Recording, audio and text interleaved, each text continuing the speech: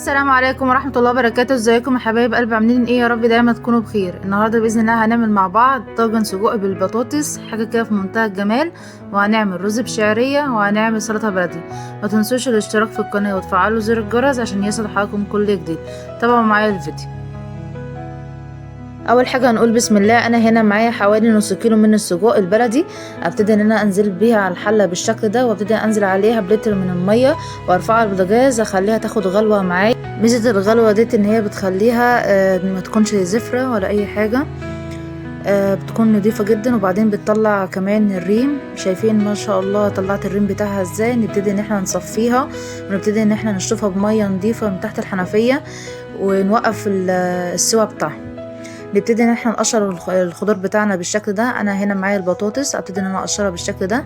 ما ننساش نصلي على سيدنا محمد ونقول اللهم صل وسلم وبارك على نبينا محمد وعلى اله واصحابه اجمعين. بعد ما قشرنا البطاطس بالشكل ده نبتدي ان احنا نشطفها بالميه ونبتدي ان احنا نقطعها مكعبات بالشكل ده. هنقطعها مكعبات كبيره عشان تقدر تستحمل معانا في الطاجن، ما تتهرش مننا بسهوله.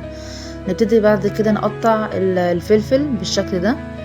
معايا هنا فلفل احمر وفلفل اخضر، معايا هنا فلفل حامي وفلفل رومي. ابتدي ان انا اقطعهم بالشكل ده. ومعايا هنا قرنين فلفل حامي، ابتدي ان انا اعين بس الراس بتاعتها واخليها معايا.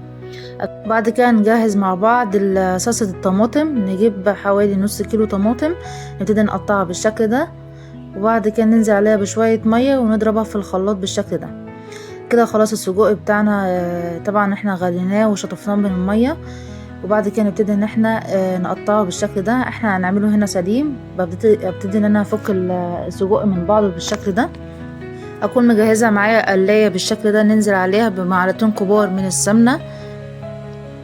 وبعد كده نبتدي ان احنا ننزل عليها بالسجق. اول ما السمنه تسخن معانا نبتدي ان احنا نحمر السجق في السمنه بالشكل ده. اول ما السجق ياخد معانا لون نبتدي ان احنا نعينه. خلاص كده السجق اتحمر معانا بالشكل ده. نبتدي ان احنا نصفيه من السمنه بالشكل ده. نبتدي ان احنا ننزل عليها ببصلتين مقطعينهم مكعبات صغيره، بصلتين وسط. نبتدي ان احنا نقلبهم كويس في السمنه بالشكل ده. بعد كده ننزل عليها بورقتين ورق لوري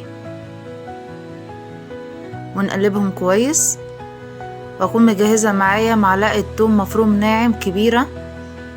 ابتدي انزل بالثوم بالشكل ده على البصله. بعد ما البصله بدات تدبل معانا نبتدي ان احنا ننزل عليها بالثوم، نحمر معاها الثوم بالشكل ده.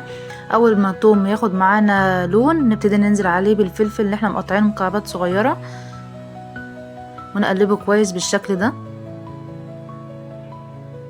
بجد الطاجن ده من اجمل الاكلات، جربوها بجد تدعولي عليها. واول ما الفلفل بدأ ان هو يدبل معانا نبتدي ننزل عليه بعصير الطماطم بالشكل ده ونقلبهم كويس.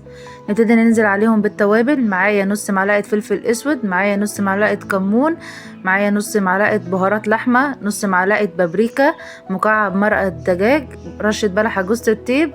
بعد كده نضيف عليها نص معلقه ملح ونقلبهم كويس ونسيب الصلصه تتسبك معانا.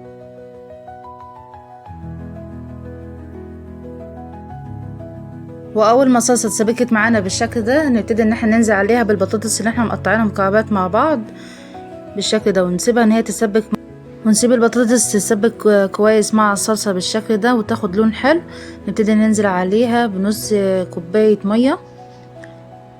وبعد كده اول ما خدت معانا الغلوه الجميله ديت نبتدي ان احنا ننزل عليها بالسجق بالشكل ده.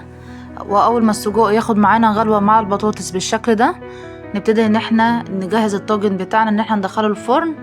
نبتدي ننزل بالبطاطس بالسجق بالشكل ده في الطاجن وندخله الفرن على درجة حرارة 200 يكمل سواه. احنا هنا سوينا البطاطس بالسجق على النار نص سوا، وبعد كده هيكمل سواه في الفرن.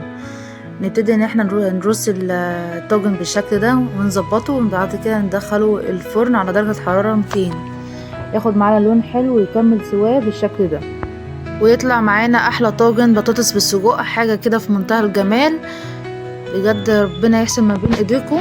جربوا الوصفه دي هتعجبكم جدا. شايفين ما شاء الله البطاطس بالسجق جميله ازاي. وعملنا رز بالشعريه وعملنا سلطه بلدي. يا رب الفيديو يكون عجبكم. لايك وشير واشوفكم في فيديو جديد في حفظ الله.